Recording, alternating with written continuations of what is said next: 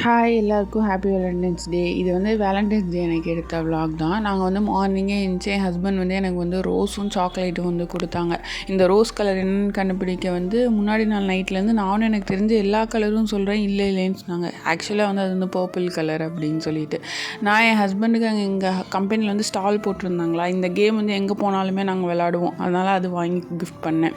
டின்னருக்கு வந்து சிதம்பரம் கஃபே போகலாம் அப்படின்னு சொல்லிட்டு ஹஸ்பண்ட் வந்து கூட்டிகிட்டு போயிருந்தார். இங்கே வந்து ஆம்பியன்ஸ் எல்லாமே வந்து நல்லா இருந்துச்சு. நாங்கள் முன்னாடியே ரிவ்யூ பார்த்தேன், நூல் பரோட்டா தான் வந்து நல்லா டேஸ்ட்டாக இருக்கும்னு சொல்லியிருந்தாங்க. அதனால் வந்தோடனே நூல் பரோட்டா ஆர்டர் போட்டுட்டோம். அதுக்கப்புறமேட்டு ஒரு சிக்கன் பிரியாணி, பாபிக்யூ சிக்கன் போட்டோம். ரிமைனிங் எல்லாமே நார்மல் டேஸ்ட் தான்.